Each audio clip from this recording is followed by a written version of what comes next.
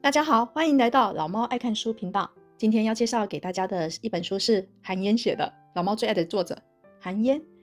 他写的《我的鸵鸟先生》这本书介绍蛮多次了，请大家一定要去看。这本书呢，就是里面主要描述了一位失去双臂的少年，男主角叫做顾明细，他如何在命运重压之下还能坚韧的成长。而且是有点独立成长，因为父母就爸爸不喜欢他了，没办法接受他这种失去双臂的儿子，而妈妈积劳成疾也去世了。他在漫长的岁月里面，后来他还是很好的啦，就是有跟青梅竹马那个庞倩，就是那个女主角重逢，然后彼此成全。这个整个过程呢，非常的戏剧化，也充满了淡淡的哀伤跟令人佩服的勇气。故事的起点就是在童年的时候，一场看似微不足道的游戏中呢，6岁的顾明细为了帮助邻居家的小女孩庞倩捡飞盘，结果就爬到很高的那个高压电那里吧，就触电截肢，就失去了双臂。6岁哦，从此这个男主角的人生就天翻地覆，被他父亲嫌弃，母亲痛苦到不行，生活当然也不能自理。他从小就被迫以脚代手，学习生活中的每一项技能。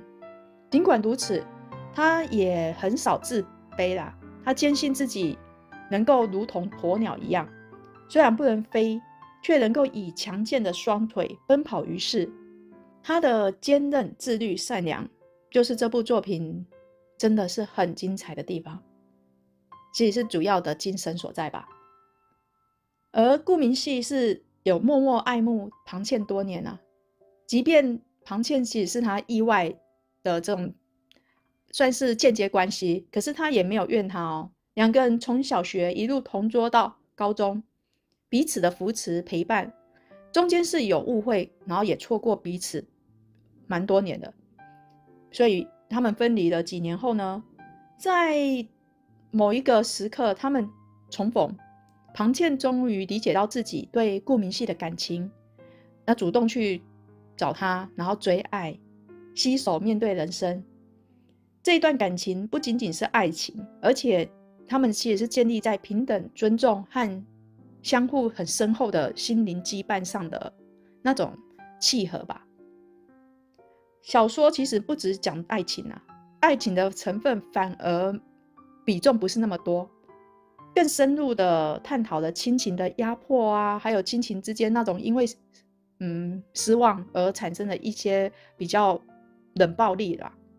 顾明细的父亲代表着现实世界对残疾人的偏见与冷漠，而他的母亲就是温柔坚强的象征，是顾明细可以成长为就长大之后这么的出色的主因。所以后来母亲就生病，因为罹患癌症呢，他就独自撑起重担，放弃学业，靠卖画为生，然后帮母亲治病还债。这个段落真的让人家应该说让老猫非常非常非常感动。反而男女主角的爱情看着欢乐，可是其实真正让老猫一看再看再看再看的，其实是这些亲情生活中发生的这些点滴，非常非常的写得非常好。韩嫣笔下的那种就是男主角，通常他都让男主角有残疾啦，然后这里的这个顾明细就是那种温柔坚韧的少年，即使生活中不断的都被剥夺，可是他还是不会向命运低头那一类的。所以朋友们还没有去看过这本书的一定要去看，而看过这本书的呢，应该会认同老猫的那个品味吧。好，就这样啊，那就谢谢你们啦。那如果你们喜欢看小说的话，就请订阅老猫爱看书频道，好吧？就这样，拜拜。